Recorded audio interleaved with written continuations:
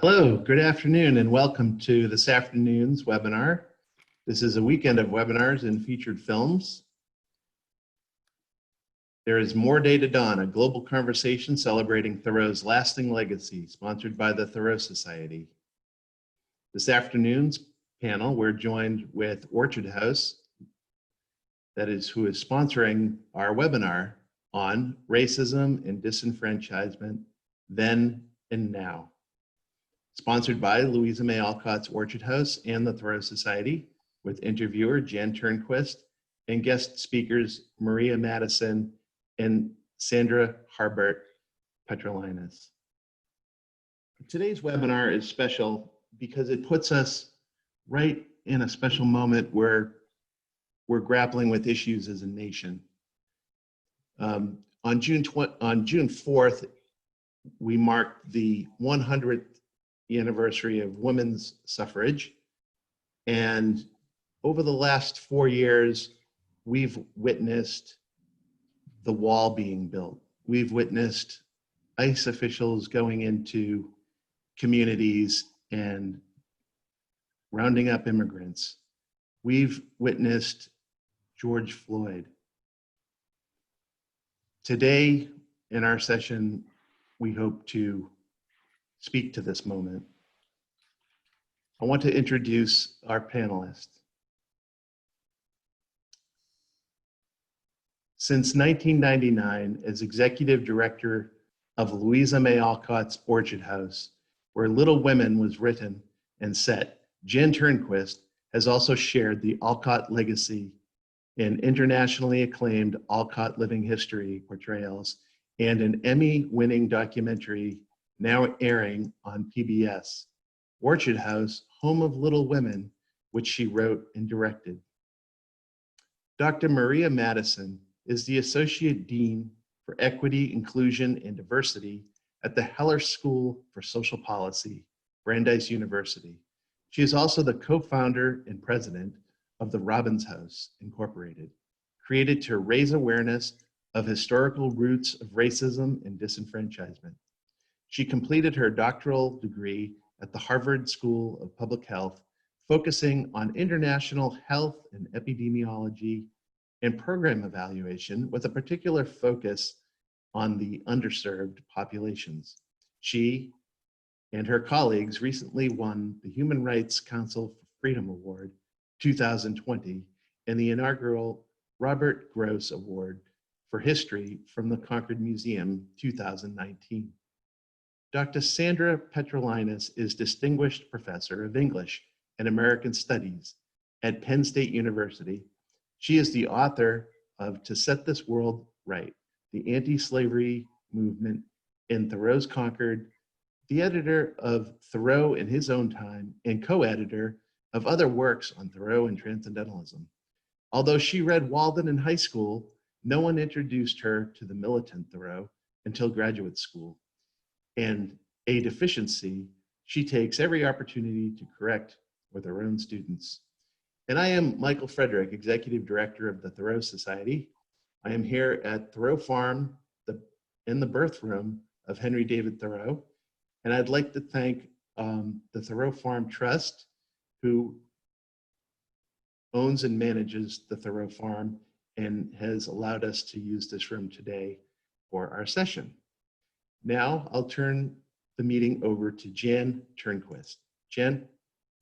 Thank you, Mike. I'd also like to thank Sandy and Maria, and also my colleague Lise Adams, who was part of the planning of this seminar, this webinar. I've also been asked to briefly speak to the Alcott's involvement with in relation to the topics of today. So I'll take a moment to do that. I'm sitting here in the parlor of Orchard House, where the anti-slavery regulars, as Louisa May Alcott called them, often gathered, where John Brown's widow and children were received after he was executed for raiding the federal arsenal at Harper's Ferry in his effort to try to help end slavery. There were many, many activities of the Alcotts, and I think a lot of people do know that the Alcott family were staunch abolitionists, that they were part of the Underground Railroad, that Bronson Alcott was the first teacher in Boston to admit a black child to class, as illegal as it was then, and that when the other parents, all the other parents, most of whom were abolitionists, demanded that she be dismissed, he refused, even though they did withdraw all of their children when he announced she stays. So these facts, I think a lot of people by this time do know, but maybe what people don't always realize, at least in my experience speaking with people, is that the Alcotts were part of a very small minority of abolitionists who firmly believed in complete equality for whites and people of color.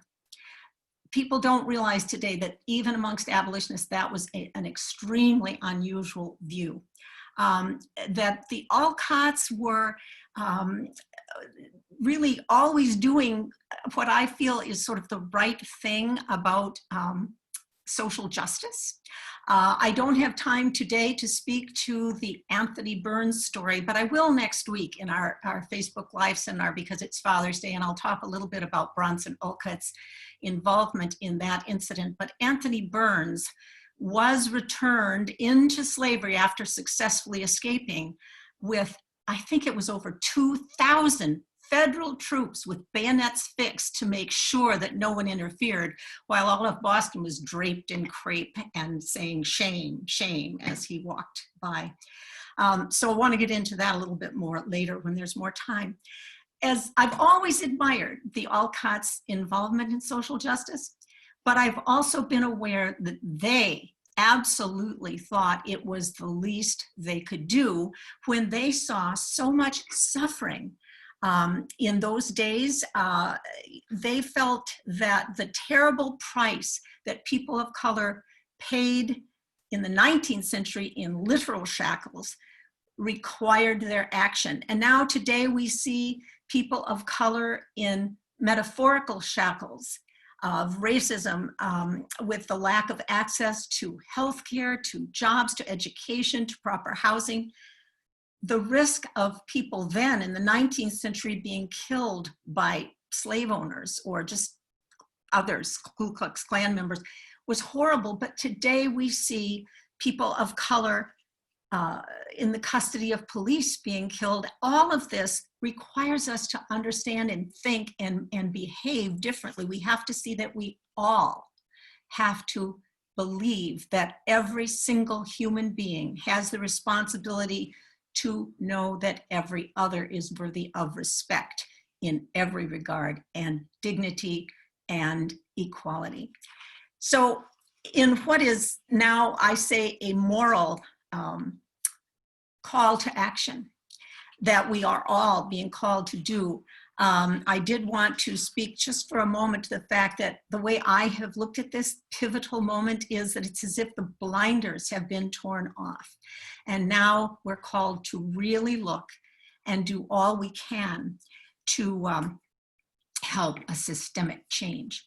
So in order to get a firm foundation into the topic of today's discussion, I'd like to begin with Maria and ask if she would define for us racism, including structural racism, and being the 150th anniversary of women having the vote, it's also a moment to define disenfranchisement. So that's a tall order, Maria, but I know you're good for it.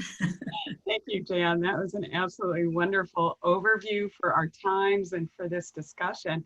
Thank you, Michael, and the Thoreau Society as well. It's an immense honor to be able to have this discussion, not only with you all, but also with Sandy, who's been really an immense partner in the entire evolution of the Robbins House.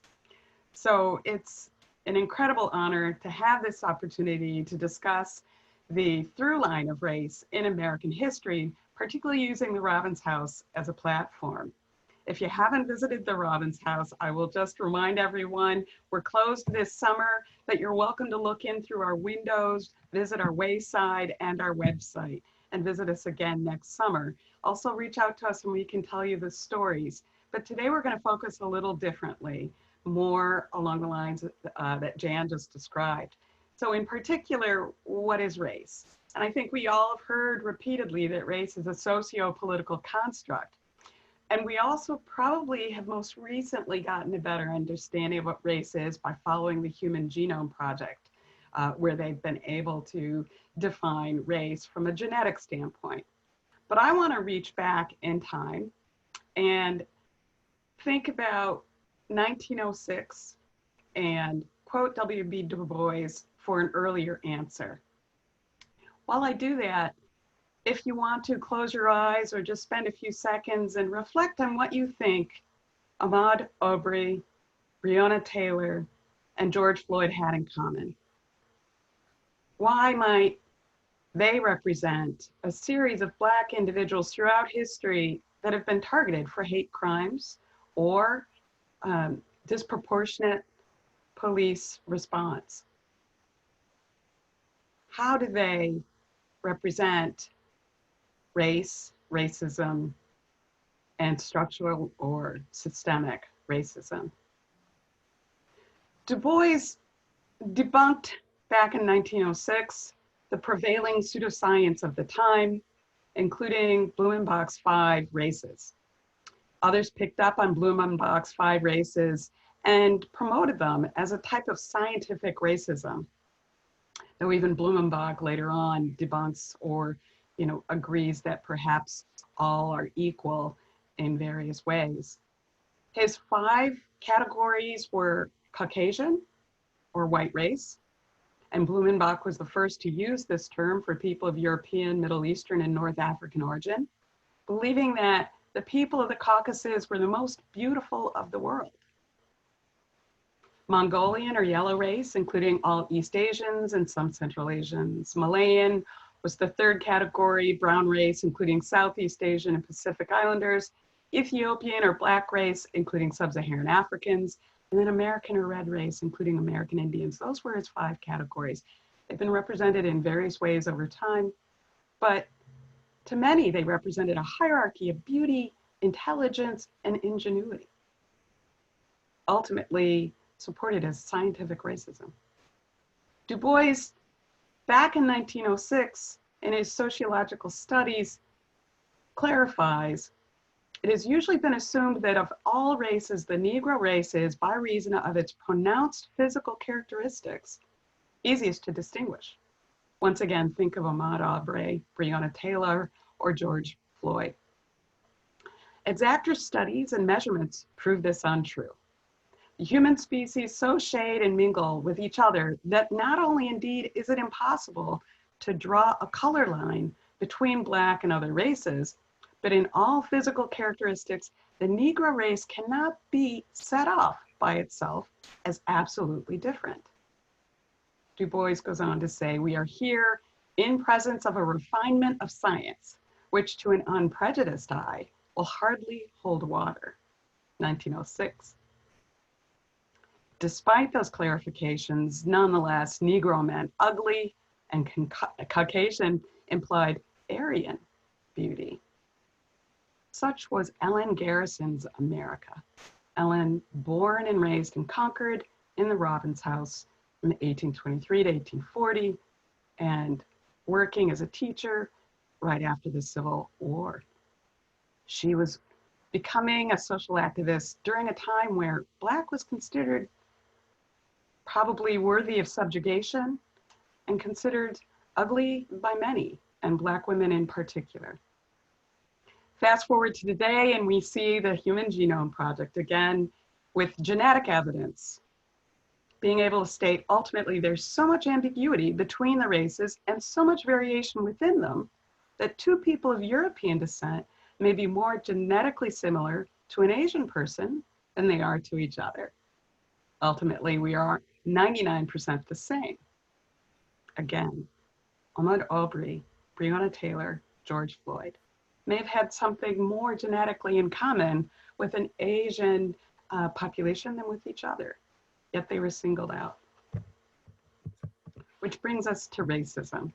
which is a timely particular topic for right now for so many reasons, but not the least of which is for another very humble woman by the name of Kennedy Mitchum, 22, I think just last week, challenged the Merriam-Webster definition of racism.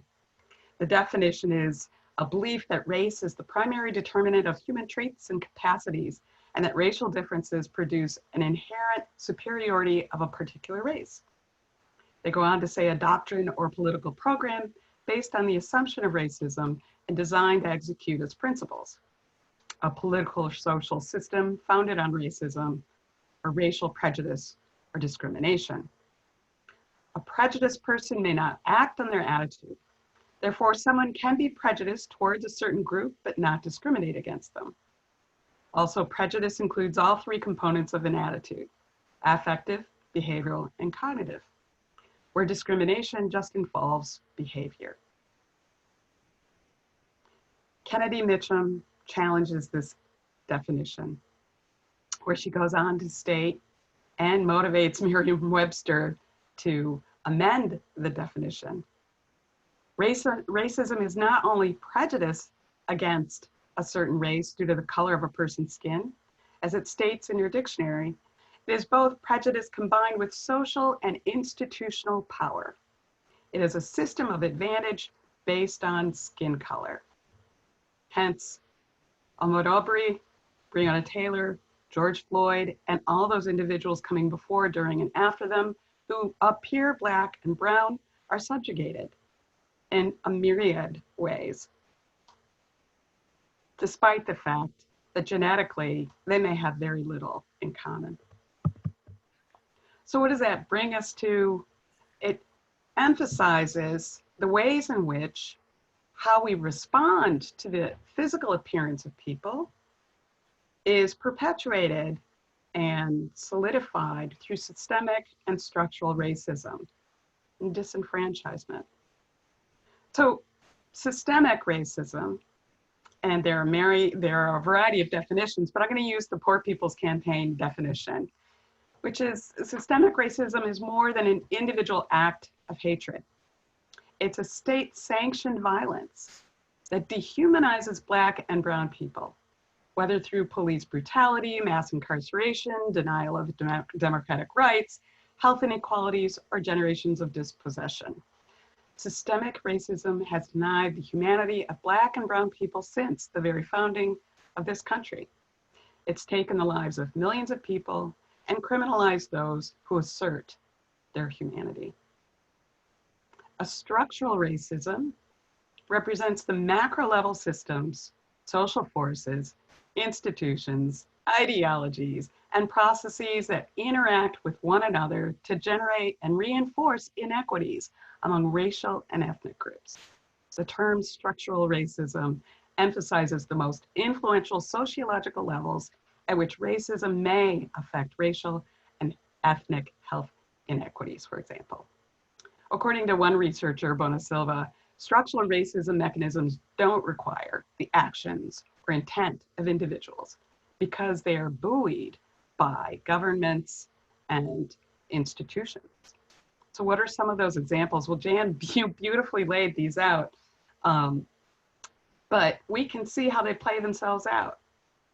They play themselves out in dramatically different life expectancies across gender and racial and ethnic categories. And that's because of the way racism impacts populations. It actually influences how a gene expresses itself. So we're not genetically different, but the impact of transgenerational, historic, and centuries of racism and discrimination and hate crimes impacts how we live, where we live, and whether we live. So that includes residential concentration of populations in poverty because of redlining and gerrymandering. It includes a heightened exposure to environmental pollutants like air pollution or lead in the water in Flint, Michigan. It includes an excessive heightened exposure to infectious diseases like COVID-19. because we are predisposed or more likely to be as Black and brown Americans, gig workers, frontline workers, Uber drivers, Lyft drivers.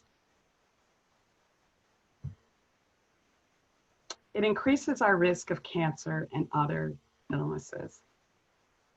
We are increasingly exposed to predatory lending, for example. And we decreasingly have access to social networks that would help us get fair wages or equitable employment or educational opportunities or school systems that are funded at the same rate as suburban schools. We have less access to adequate health services or health coverage.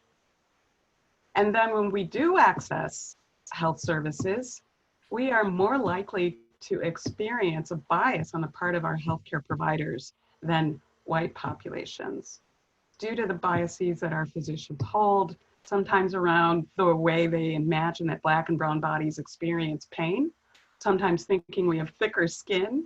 Again, the pseudoscience that's perpetuated even up until today. Or barriers to voting. Okohoi, that is a community that Sandra can speak to far better than I can, where populations have been, again, targeted for violence, just for trying to vote. Or immigration policies and broken treaties. So I'll stop there just to have you pause again and think, why might Ahmaud Arbery, Breonna Taylor, and George Floyd, and so many before, during, and after them have been singled out for violence?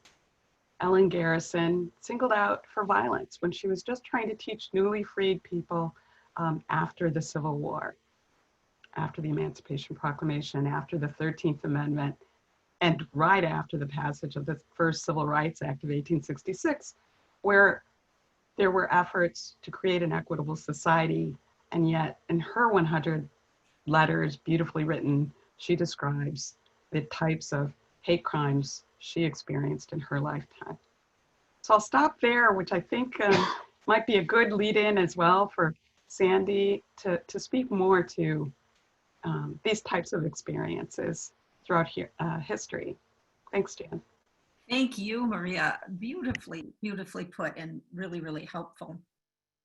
Now, I wondered if Sandy could speak for a moment about something that impressed me very much. Sandy, your insights concerning observations that you've made about your students, your college students, and some from your own experience as well. But I wonder if you could tell us about that and about how you address them in your classroom. Sure, and thank you, Jan and Mike, for inviting me to be part of this conversation. Thank you especially, Maria, for joining us and for laying out so clearly those definitions.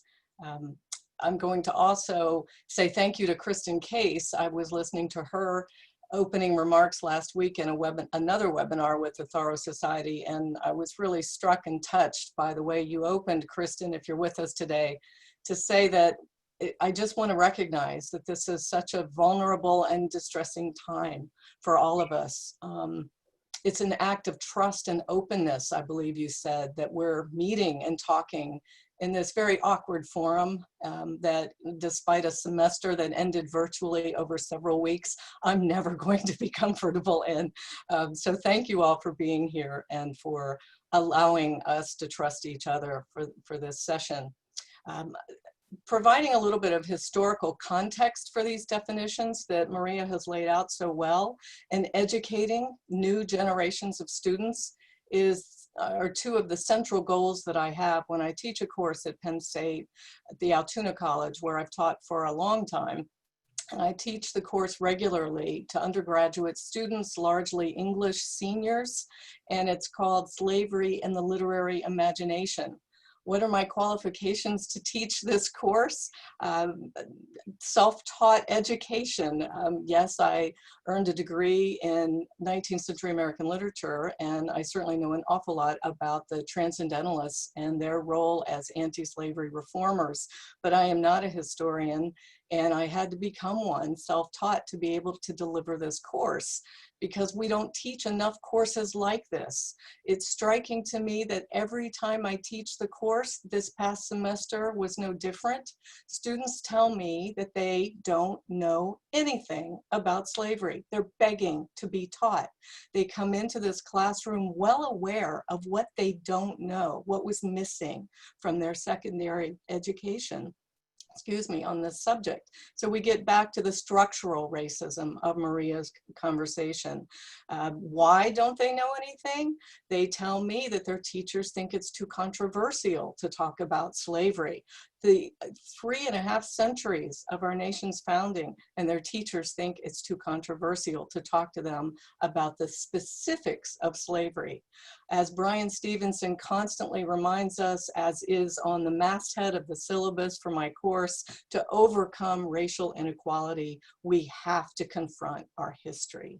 Over and over. Instead, they tell me, as they did back in January when when I opened the course, slavery was terrible, then came the Civil War, and that ended it, and everything was better.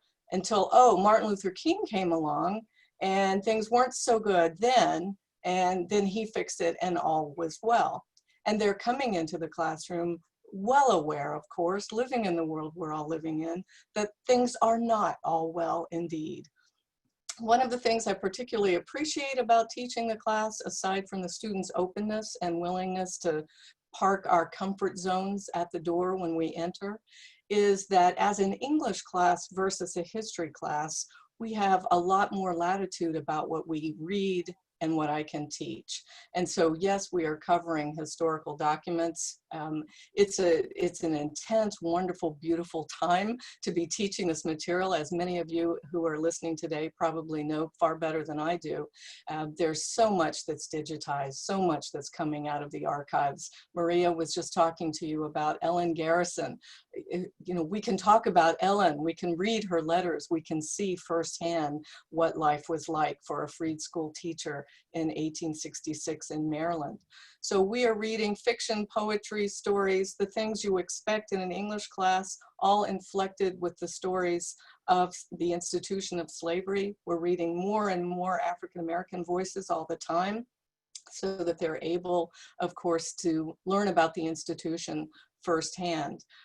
We do progress chronologically, which makes sense, of course, as they can follow the increasing pro-slavery legislation through the antebellum era and up to the Civil War.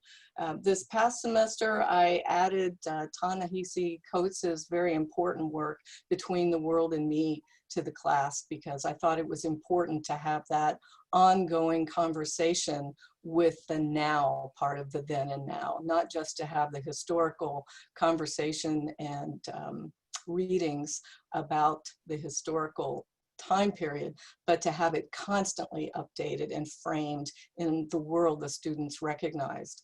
So certainly I have to say that I do indulge my own bias. We jump pretty quickly after about 3 or 4 weeks up to the antebellum era and the founding of William Lloyd Garrison's movement and the Liberator.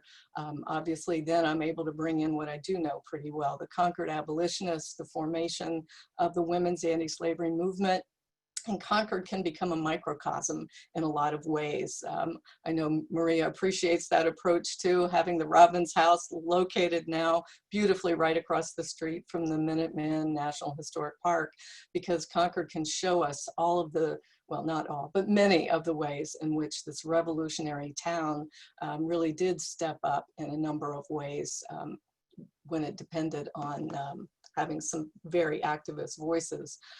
So I spend a lot of weeks in the class then, from the 1830s up through the Civil War. We get into the pro-slavery writings enough for them to understand the reality of how, through pseudoscience and religion and politics, this institution was justified in the minds of many. I mean, there was a lot of economic investment in the institution of enslaving people, human Black and brown people. And certainly the students need to understand that. As we hit the 1850 fugitive slave law marker, we're usually at mid-semester, and we spend the rest of the semester then covering the increasing pro-slavery legislation, the increasing willingness to endorse and condone violence by many of the formerly passive abolitionists, including Henry Thoreau, who certainly had never been an out-and-out pacifist, but whose example and willingness to condone violence leads us, of course, to 1859 and John Brown. We spend a lot of time with him because so many literary figures that we're covering already in our English classes had opinions about John Brown, competing opinions, and so he makes for an interesting complication to transcendentalism. We end the course with Toni Morrison's Beloved. And as many times as I've taught the course, I don't know a better way to end it, and I can't imagine ending it any other way. They are ready for the sophistication and the technical difficulty of the literary act of reading that novel, but they're also informed enough then about the institution of slavery to completely appreciate what she's doing. We have certainly films along the way, lots of conversation.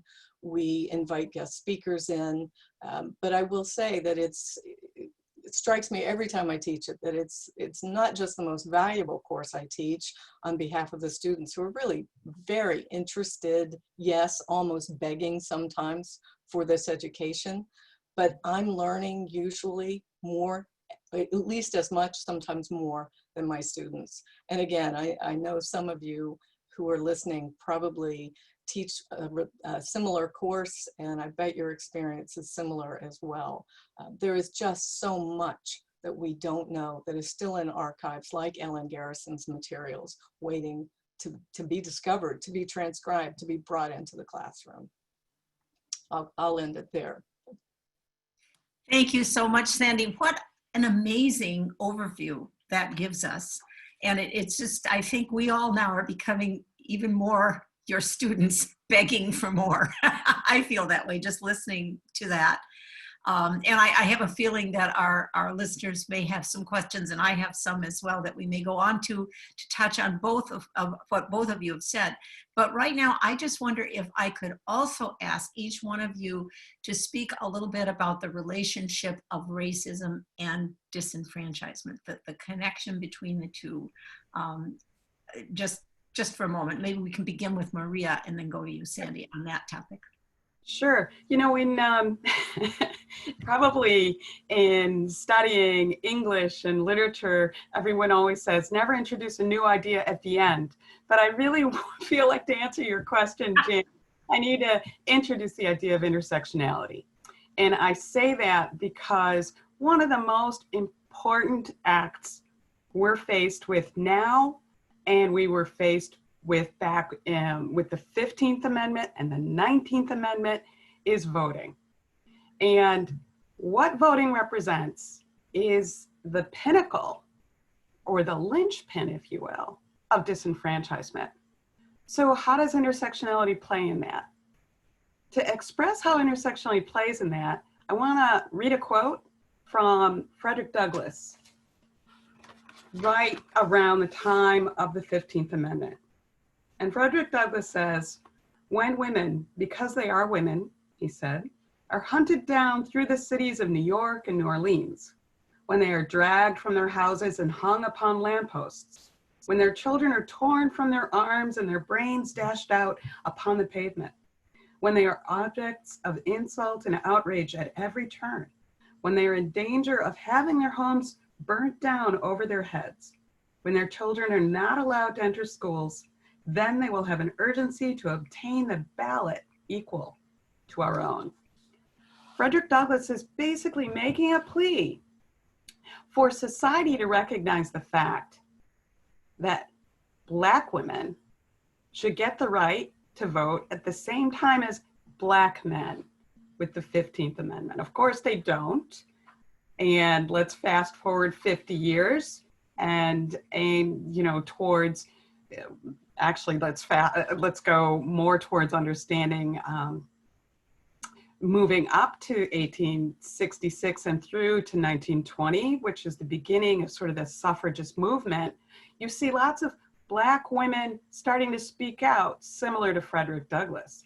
And one woman in particular, Frances Ellen Watkins Harper, delivers what became recognized as a visionary speech on the relationship between African Americans and women's rights at the founding meeting of the American Equal Rights Association. So I raise this point because when we think of voting, and in particular Blacks and women gaining the right to vote, in historical context, we gloss over the disenfranchisement of these groups and the subsequent impact of this disenfranchisement. In particular, we pay homage to Susan B. Anthony and Elizabeth Cady Stanton, that they didn't believe necessarily in equity. By the time they were pushing for women to get the right to vote in the 19th Amendment, they were actually subjugating Black women, not just with derogatory terms. I believe they used language like Sambos, or if Black women were going to be a part of the movement, they asked them to march at the end of a parade or in separate contexts. So intersectionality says we can't just think of gender alone or race alone, but people like Kimberly Crenshaw or Patricia Hill Collins say we need to understand the intersection of our identities so that we can push our civil rights forward in a unified way. Otherwise, it's easier to disenfranchise us and to subjugate populations. The question is, why does it happen? I don't have an answer. I always think it's because people fear there's a zero-sum game happening, that if one group advances, they can't advance unless they balance out the scale, which means subjugating another population. Another reason is just the pure belief in white superiority. And of course, we know through, particularly in our case, the Robbins House and Ellen Garrison's beautiful handwriting, and that she was a top scholar in her school. We know through inventions throughout history, including the smelting of iron, which was brought forward to the rest of the world out of Africa, and so many inventions. We know we actually are all fundamentally genetically the same, with the same rights, or should have the same rights, but we have the same abilities. The problem is, again, disenfranchisement happening because of some innate fear of Black and brown bodies. I'll stop there, Jan. Sandy, would you like to add anything to that? And I have a question if you don't, but go right ahead if you do. Just a very quick comment, which is that, again, as I'm teaching on this subject, I always find it instructive as I'm outlining the kind of abolitionist movement that William Lloyd Garrison insisted on, and not that he was the only one with these views, but not voting, being apolitical was important to him, mainly because on the one hand, he naively, idealistically thought that he could lead a movement to end slavery through a moral revolution. But he pointed out the fact that slavery had managed to succeed and in fact thrive despite the abolition of the slave trade from Africa years before, because restricting the elective franchise to white men had allowed the federal, along with the 3/5 clause, had allowed the federal government, the executive branch, the Supreme Court, the Congress, all to be pro-slavery for nearly the entire run of the United States history to that point. And so he didn't believe that the political system itself, voting, was going to ever bring about the change that he knew needed to happen as far as ending slavery. Pro-slavery laws continued to increase thanks to this federal power that supported slavery. So as these laws grew in severity, of course, the Civil War became, to many, an inevitable outcome. So voter suppression, to use our current term, is not something that's new. I think all of us know that, but there was a huge economic investment in maintaining the status quo. The status quo happened to be slavery. Many Northerners claimed to be uncomfortable with this institution. Probably morally, on an individual basis, they were repulsed by it. I like to believe that, at least. But when it comes to someone like Thomas Jefferson looking at his own economic need to continue owning human beings, the answer was always, usually always, on the side of the profit and loss statement. And I think that we have to believe that the current efforts of voter suppression in our society today are still largely tied up with the economics. There is an awful lot of propertied interest, I believe. And I'm certainly not an expert on this subject, but I watch the same news as everyone. I think there is a lot of money at stake here, a lot of corporate interest, a lot of property, political interest in maintaining things the way they are. And I better stop there. Well, both of you brought to mind something that I just would love either one of you to comment on if you'd like to, and that is the fact, and it ties in with the zero-sum idea, that if one group is getting more, the other group is going down. But that is the fact, what I wanted to address was the fact that the women's rights movement with Elizabeth Cady Stanton and Susan B. Anthony had a large split. And Lucy Stone was on the other side saying, we need universal suffrage. Black and white, men and women all need this. And we don't need to say, women first, we've been waiting, you men can wait, you blacks can wait. That whole thing to me is so telling. And it's not to say that Elizabeth Cady Stanton, Susan B. Anthony didn't do some good. To me, what it says is that all of these individuals were flawed. They were doing something within their belief system, and they did not have the advantage that we have right now in social media to sort of wake us all up, take those blinders off that I mentioned before, and have a large group of people understand what Lucy Stone, and by the way, the Alcotts were on the side of Lucy Stone as well. There's a very funny letter that Louisa answered when Lucy Stone asked her to speak and she couldn't do it. She said, what shall I write to her? She was asking her whole family, and her little nephew said, we'll tell her we'd let you vote, Aunt Weedy. And her mother said, tell her your old mother intends to vote one day if she's carried to the polls on the shoulders of her daughters. So there was so much emotion and ferment around it. I didn't know if either one of you had a comment on that split in particular. I only have one, and that is we need many more Ellen Garrisons and Lucy Stones. Yes.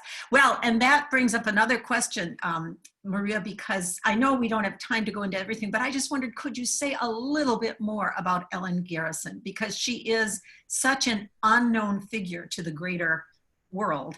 And along with that, sorry, I'm going to add one other thing in there, and that is, you mentioned, or no, Sandy mentioned Concord as sort of a microcosm, and maybe you both want to comment on how it was then a microcosm of perhaps a much greater and more hopeful situation, and maybe how it is today as well. But anyway, back to Ellen. Definitely, and I love being partnered with Sandy because, when we started our journey with the Robbins House, we were following along the path of a book called Concord, It's Black History that had been originally published by the Concord Public Schools in 1976. And it had been edited and curated by two of the school system administrators, Barbara Elliott and Janet Jones. And so it was really exciting for us back 20 years ago to follow that pathway and create a trail, a map that lots of people started using. It was the town that found the house that Ellen Garrison was born and raised in. So the town cared enough to ask us to spare and renovate and dig deep into what we, Jan and Sandy and I have been, thinking of as the grave diggers of history, to dig deep into finding out who the inhabitants of this house were and what they did. So I'm excited to be partnered particularly with Sandy because Bob Gross found 100 of Ellen's letters, and then Sandy, with her students, helped us to transcribe those letters. So much of what we know, we want to know it from Ellen's first person voice. So much of what we know from her 100 letters. And as we read those letters, we always learn something new. We learn about how the racism she experienced as she was teaching after the Civil War as a part of the Freedmen's Bureau was different than the racism she experienced in Concord. And she quotes, the kinds of horrific things that happened to her, not the least of which were, boys stepping on her dress, but also someone burning down her house, which ended up in her needing to go along with another fellow teacher to the Baltimore train station, where she's sitting in the white women's ladies waiting room 1 month after the country had passed the first Civil Rights Act, which was 1866. So on 2 occasions, she's deliberately determined to sit in what was called the white women's waiting room, even though it should have been by the rights of the Civil Rights Act of 1866, legal for her to sit there. She's forcibly ejected, and the long story short, she is determined to raise a legal case against the individual who forcibly ejects her from that room. She's supported not just by her boss of the Freedmen's Bureau, a general standard. She's also supported by money that the Black community in Port Deposit, Maryland had raised to help her with her lawsuit. Long story short, we as grave diggers of history went to the Maryland State Archives, dug through those 19th century dockets, and fortunately we could find the outcome of the case. And unfortunately, very parallel to the Black experience in American history, especially American legal history and the legal system, her lawsuit was dismissed with not much more detail provided in the docket than that. I'll stop there because I could talk forever about Ellen. Well, we love it. And I don't know, Sandy, you are the one who brought up the idea of Concord as a microcosm. And maybe both of you have a comment, I do if you don't, but about Concord today and how it relates to how it was in that time, the 19th century, how it is today and what's happening now as we see all over the country and all over the world, really. But just, do you have a comment on that? Because you brought that up, Sandy. I did, but Jan, in the interest of time, please go ahead and make your comment, and then maybe we can move to questions. I don't want to hog the remaining time that we have today. Yes, well, I don't think you have to worry about that because Mike will come on as soon as there are any questions. However, I will make that one comment, and I feel like I'm stealing maybe a little thunder from both of you because I feel that this was more, in a way, maybe more Maria's statement, but just the sense of the way the citizens of Concord have come together now.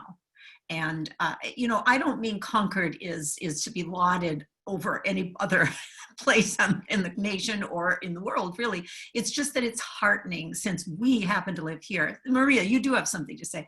I certainly do. I mean, this period, everyone's referring to this time period as an inflection point.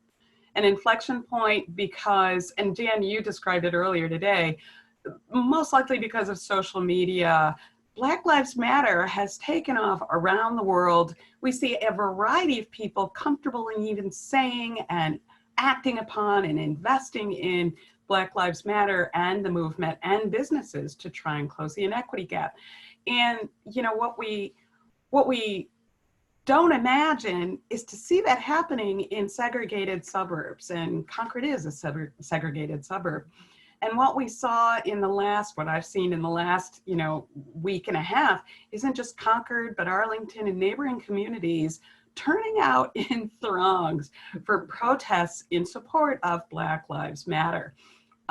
We have many phenomenal board members for the Robbins House, but including Rob Monroe and Nikki Turpin and Liz Clayton, organizing, creating a protest that we held. We expected 32 people or 32 cars, and we ended up having 500 people coming to that protest. And, came on the heels of 2 more protests the day before of hundreds of people in Concord Center turning out in support of Black lives.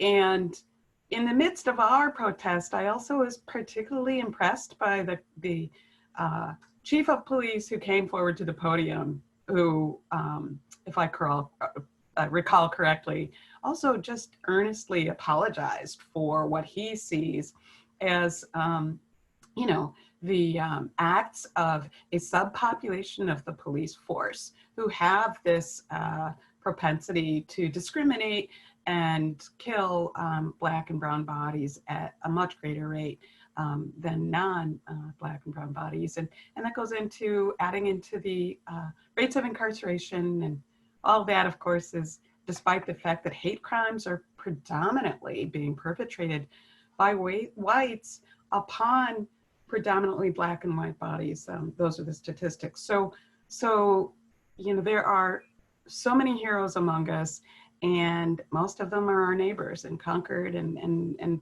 across this country and the world, and most likely because everyone's learning more because of social media.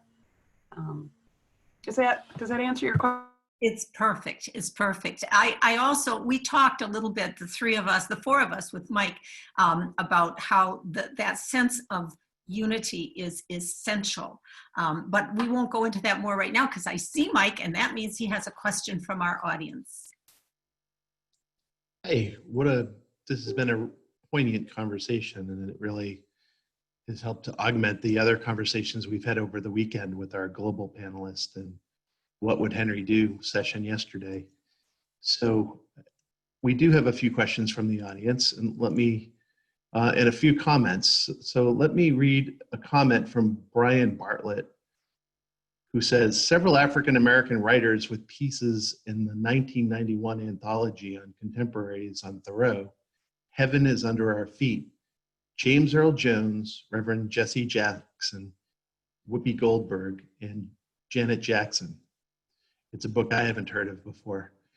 Brian also mentions that to be recommended is the personal essay, Black Women and Wilderness by Evelyn White, Alice Walker biographer, another account of Black people having reasons to resist wilderness. It's available in the 2nd edition of the Norton Book of Nature Writing.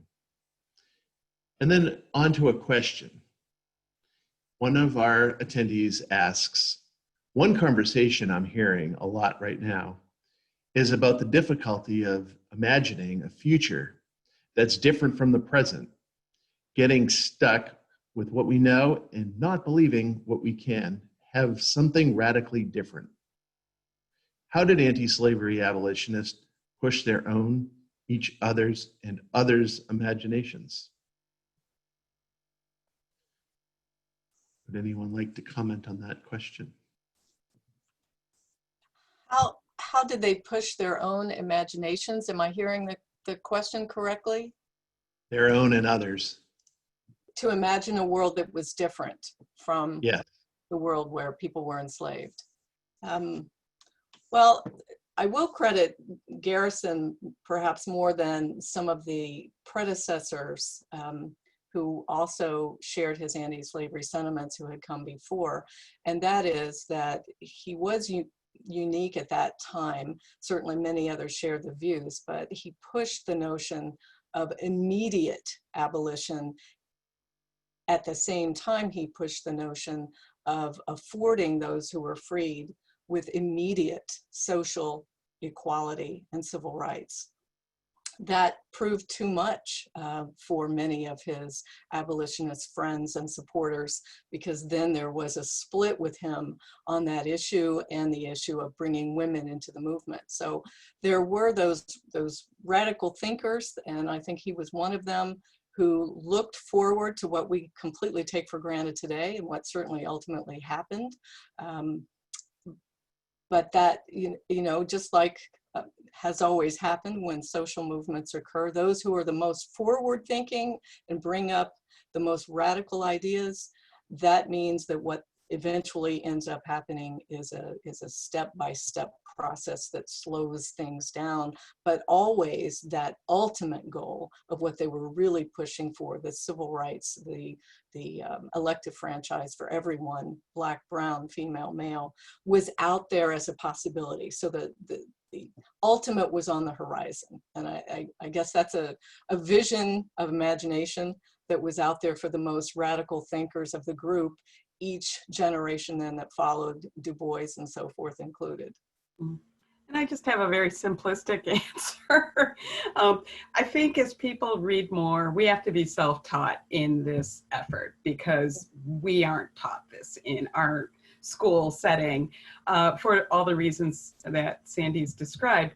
But the more we do our own primary research, the more we pull up the excellent texts that one of the participants referenced and all the other works, the more you'll see people talking about this as a genocide, right? When you look at the differential rates of incarceration, when you look at the differential rates of treatment, when you look at the differential rates of COVID-19's impact on marginalized populations, when you look at that, there certainly are plenty of folks who say, this is a genocide. So my simplistic answer on how people rise to that occasion is the very simple perspective on the moral imperative to treat others the way you want to be treated.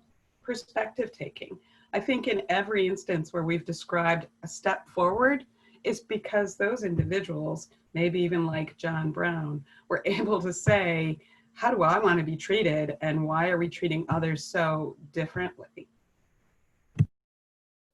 I just want to quickly say very quickly that I think that is so key, and you can take it down one more simplistic level of what do we teach our children, because that's again a lesson I see with the Alcotts.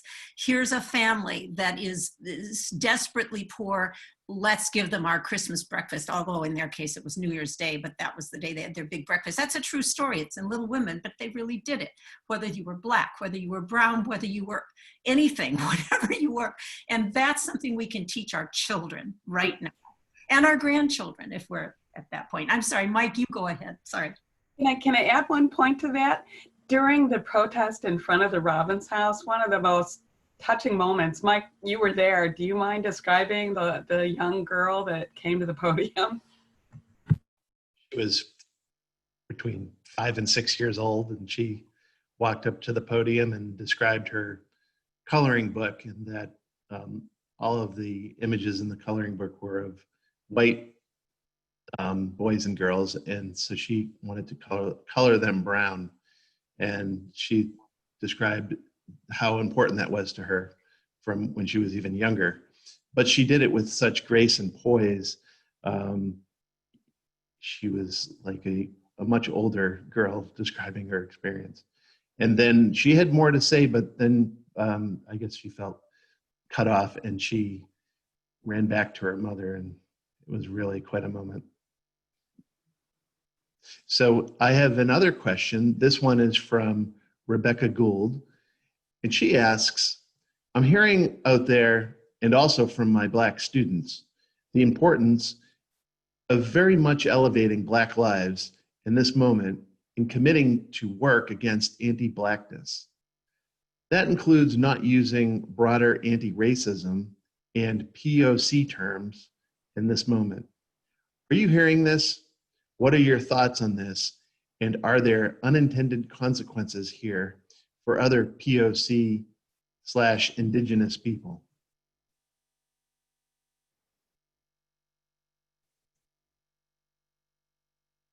Sorry, can you reframe that? Well, so Rebecca is hearing from her Black students the importance of elevating Black Lives Matters in this moment and committing to work against anti-Blackness. She says that that includes not using broader anti-racism and POC terms in this moment. Yeah, I can go first unless Sandy wants to add to that. But, you know, I think there's a lot of literature out there including some work by Brian Stevenson's brother, Howard Stevenson, about our implicit biases, including Kahneman, and that the implicit bias is, as I began in describing what race is and isn't, that Black is bad, right? And so the implicit bias is this instinctive reaction, either at an ideological, institutional, interpersonal, or internalized level, that Black is bad and ugly.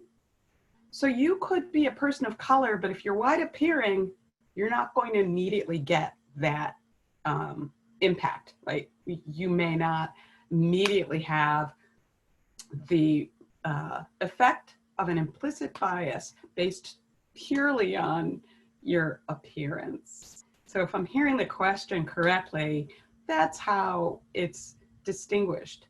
But our goal truly is that we want all populations, particularly those who are marginalized, particularly the differential treatment of immigrants, the indigenous population, all should be treated equitably and have equitable access to,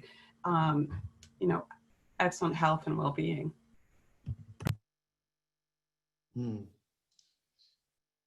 I don't have anything to add to what Maria's just said. And I think that I will say that I think the question probably reflects a great deal of where we teach and the kinds of students we're teaching.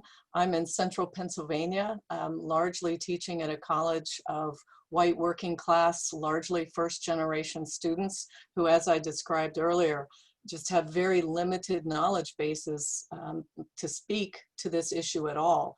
There's a lot of discomfort and spend a lot of time just establishing trust that white people get to be part of this conversation. But, how do we contribute, and what level of responsibility can we presume to have in a conversation like this that affects Black and brown people and our fellow students in such a different, vital way that we didn't grow up with? And so that conversation has to happen. I'm not, unfortunately, in a place where I have enough minority students for many of the issues that the questioner is raising really to even come into our classroom, except as we raise them together without necessarily having the population to answer them as credibly as they ought to be. Thank you, Sandy. So I have a concluding question, and this one is from Jeff Wisner. And just to set the question up a bit, the Thoreau Society's annual gathering this July had to be canceled because of COVID-19, as most of us know. And our keynote speaker was to have been Ibram X. Kendi, who is now receiving national press. And we've rescheduled him for July of 2021, we're happy to say. And Kendi has written a book, How to Be an Anti-Racist. He's also published a list, which you can see in the New York Times and other places, a list of reading on racism and anti-racism that I would recommend our viewers look at. So Jeff asks, would you agree with Ibram X. Kendi when he says there's no such thing as being not a racist? That is, one is either a racist or an anti-racist.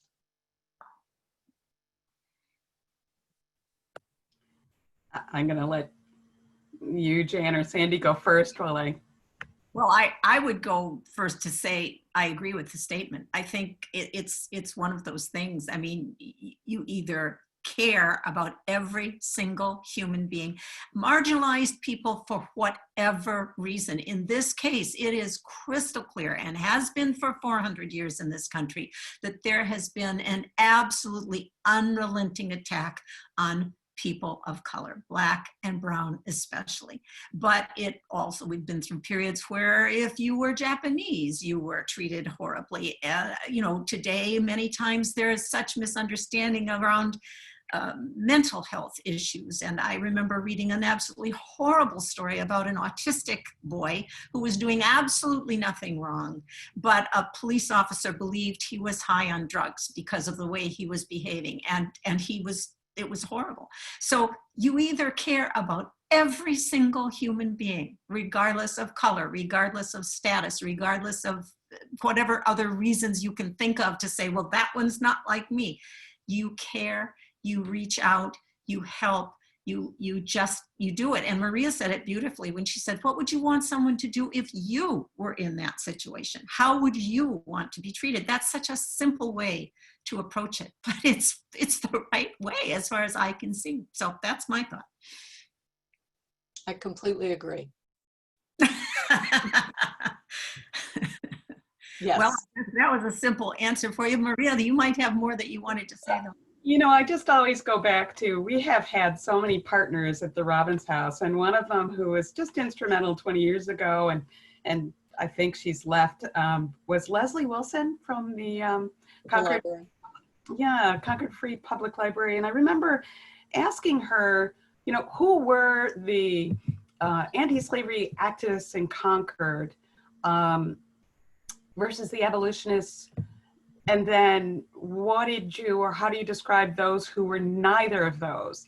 And she said, Maria, you either supported slavery or you were an anti-slavery activist in essence. Because if you did nothing, then you were supporting slavery, if that makes sense. To do nothing is to make yourself complicit. And I think that's where Ibram Kendi is aiming, is to help us realize that we're either complicit or we're actively working against racism. That was nicely said, Maria. Beautiful. So, Jan, are there other questions that you'd like to address before we begin to conclude?